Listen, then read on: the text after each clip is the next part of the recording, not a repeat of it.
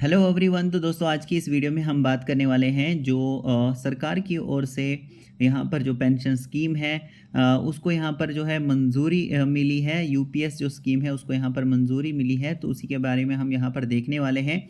तो यहाँ पर हम देखेंगे दोस्तों हिंदी में, ये सारी चीज़ें हिंदी में है और ये भास्कर न्यूज़ के यहाँ से हम यहाँ पर देखने वाले हैं ताकि आसानी से सभी को समझ आ जाए।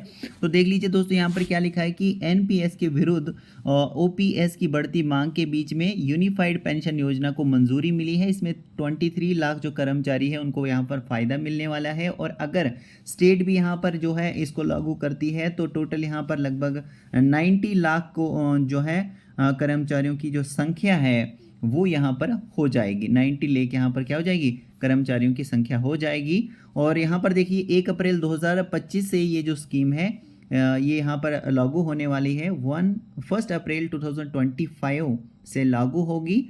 और इसमें जो है दोस्तों रिटायर हो चुके जो भी रिटायर हो चुके हैं तो उनको भी यहाँ पर क्या है, बेनिफिट जो है वो मिलने वाला है। क्या मिलने वाला है, बेनिफिट यानी फ़ायदा यहाँ पर मिलने वाला है। अब देखिए दोस्तों नीचे यहाँ पर क्या लिखा है कि ओपीएस की बढ़ती मांग और हरियाणा तथा जम्मू कश्मीर में चुनाव प्रक्रिया के बीच केंद्र सरकार ने कर्मचारियों को खुश करने के लिए बीच का रास्ता निकाला। ये बीच का रास्ता क्या है दोस्तों, प्रधानमंत्री नरेंद्र मोदी की अध्यक्षता में केंद्रीय कैबिनेट ने शनिवार को यूनिफाइड पेंशन स्कीम यूपीएस इसको शॉर्ट में बोलते हैं, तो यूनिफाइड पेंशन स्कीम को मंजूरी दी। ठीक है, मंजूरी दी इसको। इसके तहत मूल वेतन की जो मूल वेतन आपका होगा उसका 50% जो राशि है मतलब जो आपकी सैलरी है 50% वो गारंटीड पेंशन के रूप में आपको यहाँ पर मिलने वाली है। इसके दायरे में 1 अप्रैल 2004 मतलब इसके अंडर में 1 अप्रैल 2004 के बाद की जो ज्वाइन करने वाले हैं सभी 23 लाख केंद्रीय जो मतलब उसके 1 अप्रैल 2004 के बाद जो भी ज्वाइन हुए हैं तो वो टोटल 23 लाख जो सेंट्रल के जो एम्प्लॉयज़ हैं उनको यहाँ पर क्या है कवर किया जाएगा, उनको यहाँ पर ये बेनिफिट मिलने वाला है।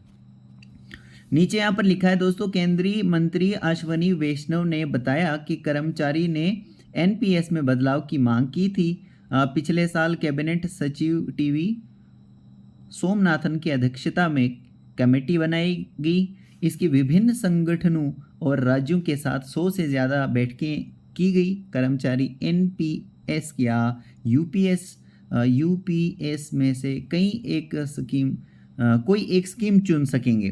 क्या कहा गया है, जो कर्मचारी यहाँ पर एनपीएस या फिर यूपीएस में से कोई एक स्कीम जो है वो चुन सकेंगे। ठीक है, दो में से कोई एक स्कीम चुन सकेंगे। राज्य भी इसे अपना सकेंगे, मतलब जो स्टेट है वो भी इस स्कीम को जो है वो अपना सकेंगे। और अगर ऐसा होता है तो केंद्र और राज्य कर्मचारियों की जो मतलब एम्प्लॉयज़ की जो यहाँ पर संख्या हो जाएगी कर्मचारियों की वो 90 लाख यहाँ पर हो जाएगी, ऐसा यहाँ पर इन्होंने लिखा है।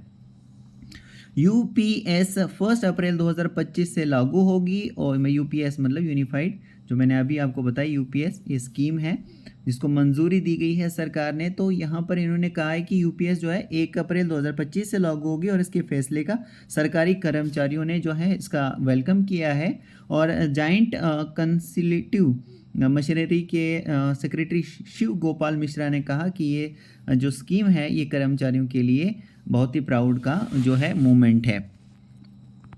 अब यहाँ पर कुछ क्वेश्चंस और उनका आंसर यहाँ पर बताया गया है कि भैया नई स्कीम किस तरह से फ़ायदेमंद होगी। जो नई स्कीम है वो किस तरीके से फ़ायदेमंद होगी, तो मूल वेतन की जो आपकी मूल वेतन होगा उसका जो 50% जो राशि होगी वो पेंशन के रूप में मिलेगी। सरकार ने इसकी गारंटी दी है। ठीक है, अब यहाँ पर लिखा है कि जो गणना है उसका फॉर्मूला क्या है, तो गणना का फॉर्मूला है कि जिस दिन रिटायर आप होंगे उससे पहले जो 12 महीने में आपकी जो बेसिक मतलब 12 मंथ्स जिस दिन आप रिटायर हुए उससे पहले जो 12 मंथ्स में जो भी आपकी बेसिक सैलरी होगी उसको यहाँ पर क्या है उसका औसत निकाला जाएगा। हाँ ठीक है, तो उसका औसत जो भी बनेगा तो आप यहाँ पर देख लीजिए उसकी 50% राशि पेंशन के रूप में आपको मिलेगी। उसके बाद लिखा है कि 50% राशि किस शर्त पर मिलेगी, शर्त क्या होगी, तो नौकरी को न्यूनतम 25 साल होने चाहिए, मतलब आपकी जो नौकरी है ना कम से कम आपने 25 साल की नौकरी की होनी चाहिए, तभी जाकर आपको क्या मिलेगा 50% यहाँ पर मिलने वाला है।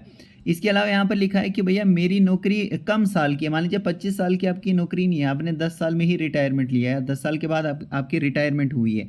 तो यहाँ पर मतलब क्वेश्चन है कि क्या इसमें जो है वो 50% मिलेगा? तो देख लीजिए यहाँ पर न्यूनतम 10 साल की नौकरी से रिटायर हुए हो तो 10,000 रुपये आपको क्या मिलेगी? पेंशन मिलेगी। इसका मतलब क्वेश्चन है क्या इसका जो बोझ है वो कर्मचारी पर पड़ेगा? कर्मचारी का योगदान 10% का रहेगा और यहाँ पर जो है सरकार अपना योगदान 14% से बढ़ाकर 14% से इन्होंने जो है उसको बढ़ा दिया है, 18% करेगी और वे हर 3 साल में मतलब हर नेक्स्ट 3 साल में समीक्षा करेगी कि इसका उसको बढ़ाया जाए, मतलब क्या किया जाए, ठीक है ना? फैमिली पेंशन की सुविधा क्या है? तो अब देखिए फैमिली पेंशन मतलब मान लीजिए कि कर्मचारी की यहाँ पर मृत्यु हो जाती है तो जो उसका जीवन साथी होता है तो उसको यहाँ पर जो है पेंशन मिलेगी और पेंशन जो है जिस दिन डेथ होती है मतलब जिस दिन वो एक्सपायर होते हैं तो उससे पहले जो मंथ होता है वो जो भी उन्होंने वहाँ पर सैलरी ली है बेसिक सैलरी तो उसका 60% जो है उनको पेंशन दी जाएगी उनके जीवन साथी को। और गणना जो यहाँ पर मृत्यु के वक्त जो है आखिरी महीने की जो बेसिक सैलरी से होगी, ठीक है। तो क्या रेट्रोस्पेक्टिव लागू होगी? क्या रेट्रोस्पेक्टिव लागू होगी? तो यूपीएस का फ़ायदा वे भी ले सकेंगे जो 2004 के बाद एनपीएस के तहत जो है रिटायर हुए हैं। तो एनपीएस के तहत जो है जो भी यहाँ पर रिटायर हुए हैं, एनपीएस यानी नेशनल पेंशन स्कीम के तहत जो भी यहाँ पर रिटायर हुए हैं 2004 के बाद, तो वो भी यहाँ पर जो है एरियर सरकार ब्याज के साथ देगी। ब्याज जो है पीपीएफ के बराबर दर से मिलेगा। एनपीएस वाले जो हैं यूपीएस चुन सकेंगे, तो यहाँ पे लिखा है ना कि हाँ आप भी यूपीएस जो है एनपीएस वाले जो नेशनल पेंशन स्कीम वाले वो भी यहाँ पर क्या है यूपीएस जो है उसको चुन सकेंगे।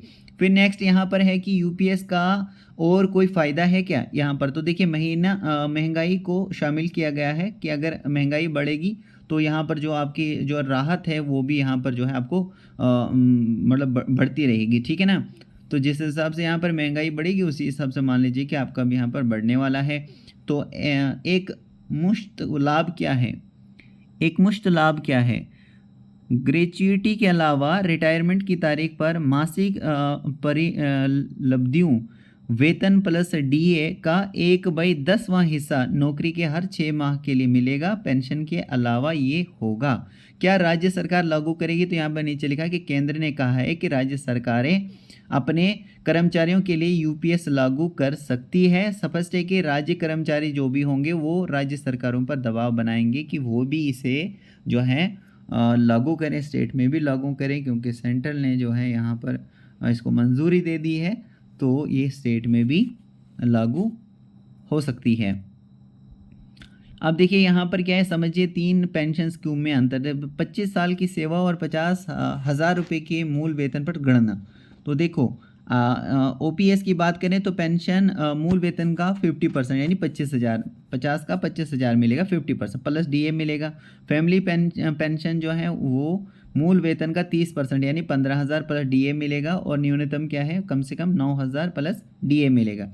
फिर यूपीएस में आप देख लीजिए यहाँ पर यूपीएस इसी तरीके से जो है यूपीएस में ग्रेच्युटी में नुकसान 25 साल की नौकरी और 50,000 रुपये के मूल वेतन पर पुरानी पेंशन स्कीम में ग्रेजुइटी 12,37,500 रुपये बनेगी, जबकि यूनिफाइड पेंशन स्कीम में ये 9,37,500 रुपये होगी। तो ये यहाँ पर कुछ नुकसान बताया गया है यूपीएस में ग्रेच्युटी में नुकसान वो यहाँ पर बताया गया है। तो दोस्तों मैं होप करता हूँ कि आपको ये जो वीडियो है ये हेल्पफुल लगी होगी और इसी तरह की और भी जो हेल्पफुल वीडियोस हैं उनका नोटिफिकेशन जो है वो रिसीव करने के लिए आप चैनल को जो है वो सब्सक्राइब करके दोस्तों रख सकते हैं ताकि जो नोटिफिकेशन है आपको सबसे पहले मिल सके। दोस्तों आप सबका बहुत बहुत थैंक यू।